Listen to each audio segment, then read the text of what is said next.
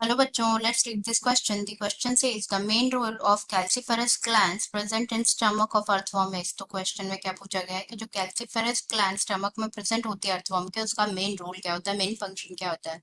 तुम्हारे ऑप्शन है यहाँ पे A secreting mucus, B breaking food particles, C absorption of nutrients and D neutralizing the humic acid present in humus. Okay now अगर हम बात करें इस क्वेश्चन में की कॉन्सेप्ट की, तो जो की कॉन्सेप्ट इस क्वेश्चन में यूज किया गया है वो है digestive system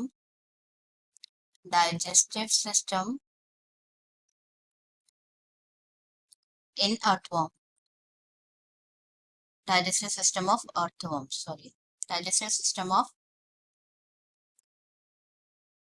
earthworm. नाउ अगर हम अर्थवर्म में जो डाइजेस्टिव सिस्टम है उसकी बात करें, तो जो एलिमेंट्री कैनाल होती है अर्थवर्म में, जो एलिमेंट्री कैनाल होती है वो कैसी होती है, स्ट्रेट ट्यूब होती है जो कि फर्स्ट सेगमेंट से लास्ट सेगमेंट तक प्रेजेंट होती है। Okay, alimentary canal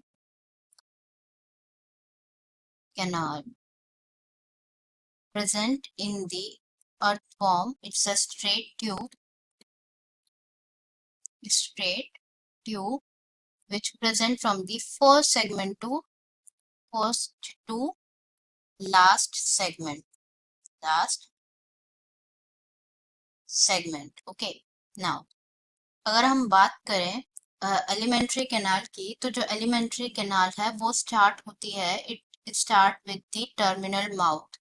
okay, terminal mouth जो कि ओपन होता है, विच opens into the buckle cavity. Then buccal cavity leads to the musculopharynx,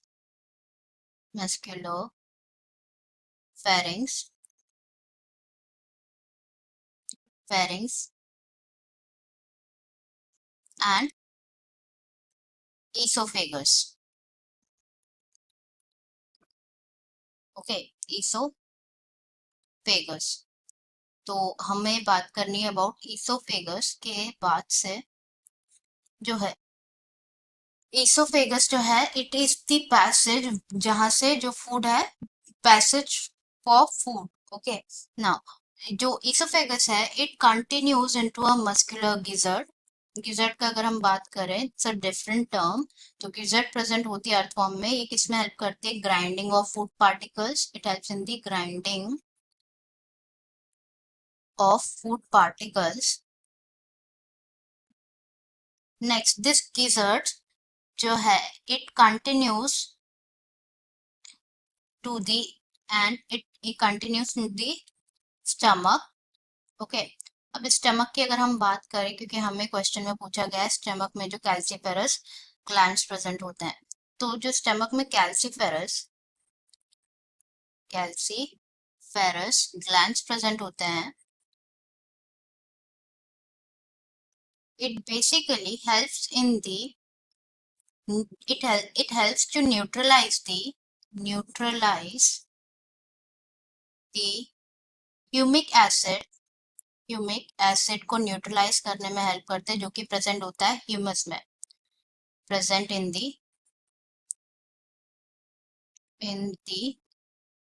humus, जिसको वो क्या करते हैं, खाते हैं।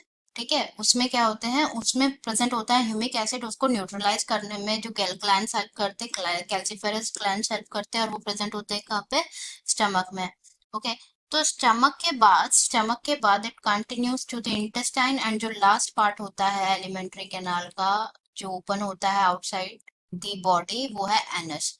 तो this is about the digestive system of earthworm. अब हम ऑप्शंस डिस्कस कर लेते हैं यहाँ पे। तो मेन रोल क्या होगा, ऑप्शन है म्यूकस को सिक्रीट करने में, नहीं, म्यूकस को सिक्रीट करने में नहीं, it help in the in neutralize the humic acid जो कि ह्यूमस में प्रेजेंट होते हैं। That's why it's an incorrect option. Food particles को ब्रेक करने में ये भी गलत है। एब्जॉर्प्शन ऑफ न्यूट्रिएंट्स ये भी इनकरेक्ट है as per hour discussion. Correct answer हो जाएगा हमारा neutralising the humic acid present in the humus. Okay, तो हमारा करेक्ट आंसर हो जाएगा यहाँ पे, answer is option D. Answer is option D, which is neutralize the humic acid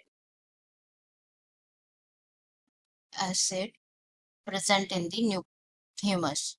Present in the humus. Okay. I hope you understood it well. Best of luck.